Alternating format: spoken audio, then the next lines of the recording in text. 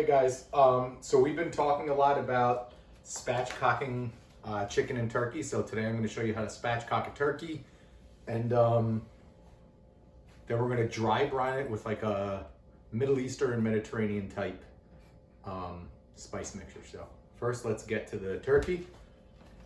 We have a 13 pounder, and I already took out some of the organs here, and we're going to reach in and see what else it's got for us here. So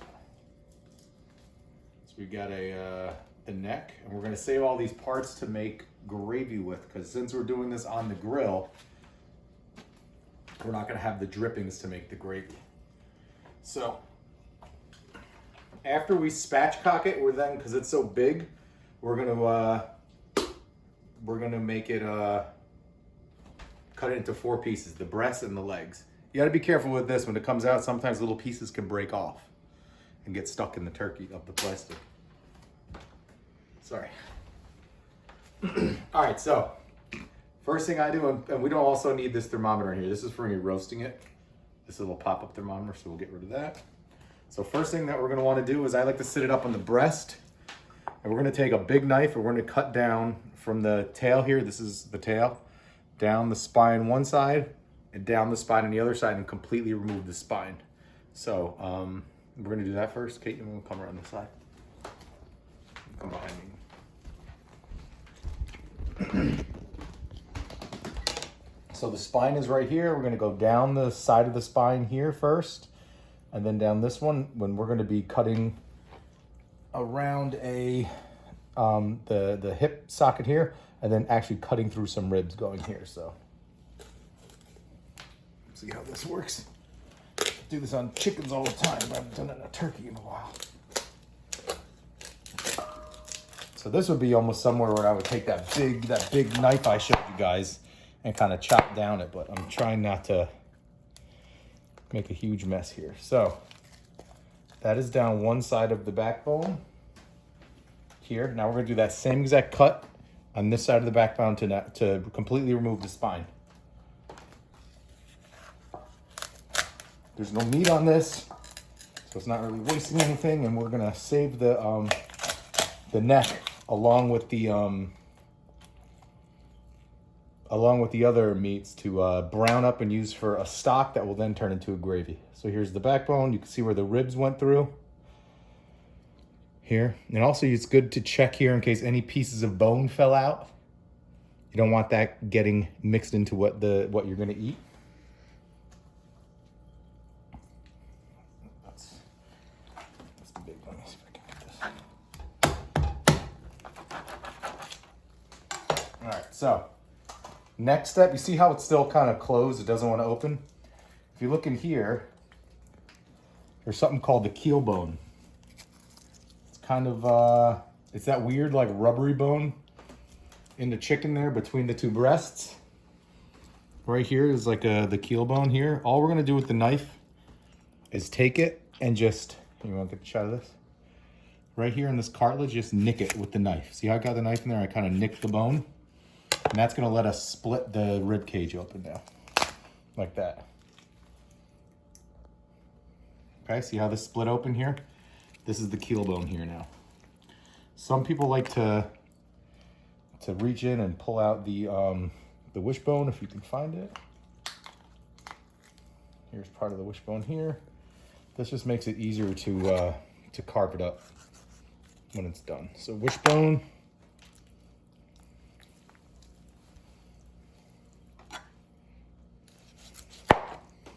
Wishbone out, we can save that. I can just feel the bone here in the breast meat. I can feel the other half. I'm just gonna use my finger, or use the tip of my knife without cutting myself.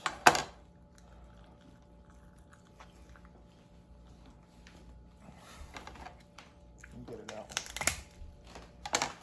And there's the wishbone, the other half of it here, out of the way. Now that'll make a lot easier carving it. So now what I'm gonna do is gonna flip it back over like this. And now I'm gonna remove the 2 thighs from the body. So first we're gonna, this way here, I'm gonna cut the skin here to let the thigh fall away. here. And then we want to find the, oh, actually we already cut the spine out, so there's no hip anymore.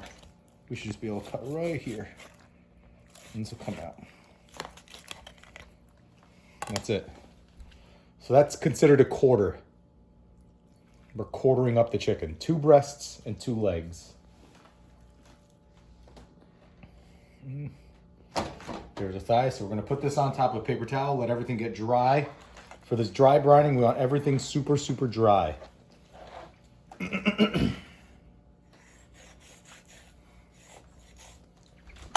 Oh, see what happens? You wanna always make sure if you drop your knife or something, you wanna always be sure you clean it off with a good cleaner. Because you wanna make sure everything's nice and clean, okay? You don't want to risk anything getting on your stuff. You want to make sure everything's nice and clean. There we go. Very good. All right. So we're going to keep on going here, okay? Again, we're going to cut this thigh out.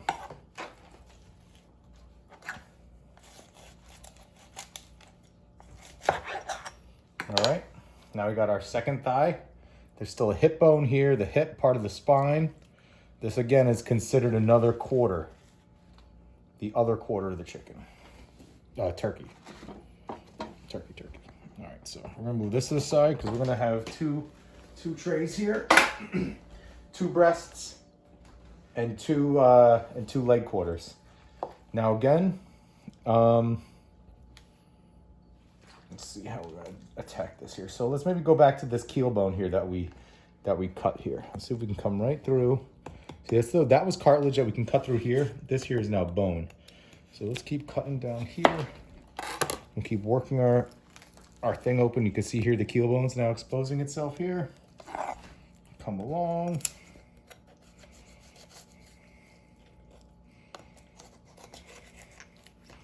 There's a keel bone.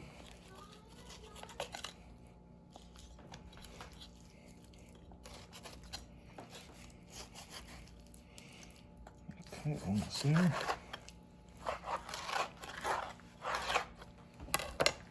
All right, now here's another breast, another quarter. This is considered. Get that there. Everything drying again. And let's see if we can get this keel bone out. We can attack it from this side here. This would make life a lot easier when we carve it. And all this stuff is good because we're gonna need to make a gravy anyway, so we're not really wasting anything. A lot of times there's a lot of ripping here too. It's not always cutting. Ow. So that keel bone broke off here. Let's finish this cut. I missed that.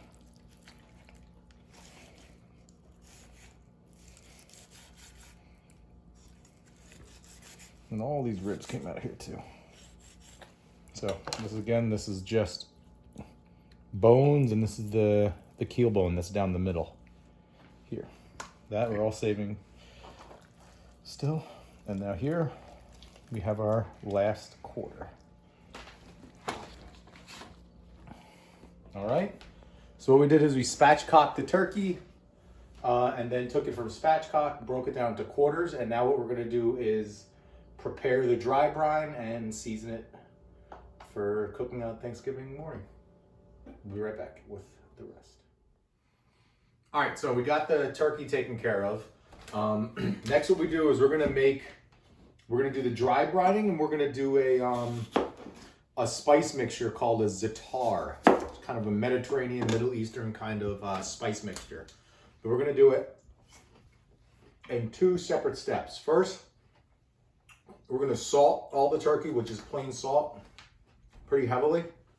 And then we're gonna come back with the za'atar spice mixture. It'll have a little bit of salt in it. And then we'll coat the turkey in that after. And I also wanna be sure to save some of the spice mixture at the end as like a seasoning to finish it with after it's cooked off on Thanksgiving. So the first thing we'll do is do the za'atar mixture. I'm kind of making it up as I go along, which is the fun part about cooking. You can kind of Do whatever you want. So this is sumac. This is a very popular spice in the Middle East.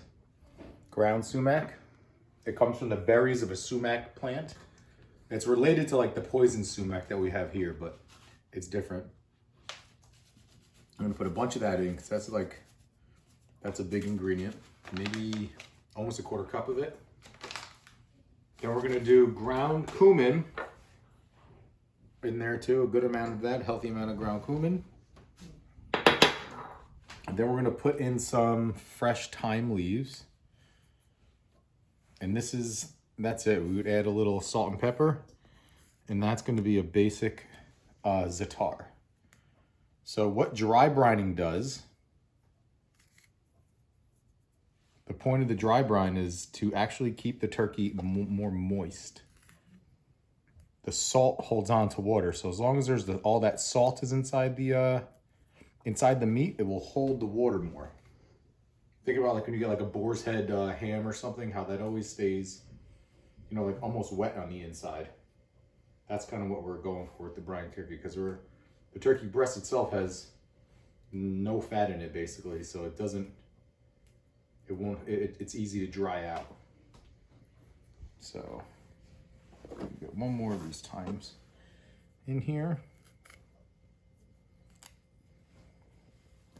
I'm just gonna hit it with a little pepper flake just to make it a little bit spicy.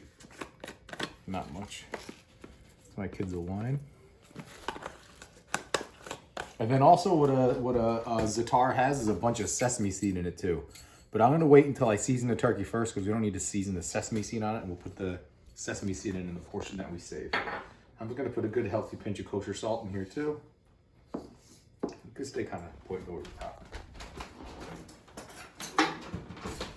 So that's basically our za'atar spice there. Heavy on the cumin, heavy on the sumac, and the thyme. It's good. The sumac's like sour, almost like lemon. And the cumin's smoky. So we have that. Can move this. All right. So what we're gonna do now is get the bird all salted up good. So I have a separate bowl for the salt here. So we're gonna like really lay it on.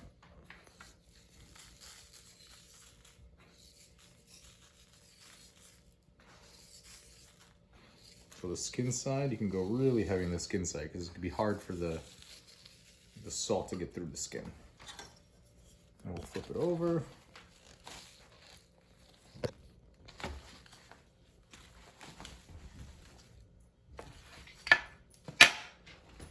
And then in a perfect world, if my wife lets me, you'd keep this uncovered in the fridge for a couple days. And that will help it dry out nicely and let the brine really do what it's supposed to do. All right, so there's that. Now we'll add the za'atar seasoning.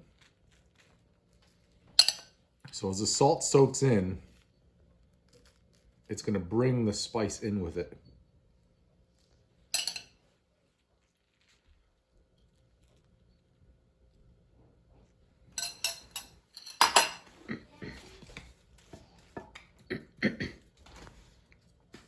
And I should have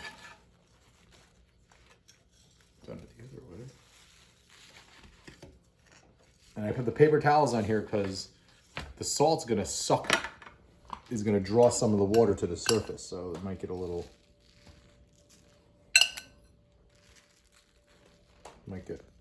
juice coming out. All right, so that's pretty much it for this. I'm gonna do the exact same thing to the turkey, and then I'm not cooking the turkey until Thanksgiving early afternoon, noon. It'll probably take a couple hours in the smoker, but I'll film all that, and then I'll show you guys Monday or Tuesday when we have time to check out and see how it turned out. So thank you.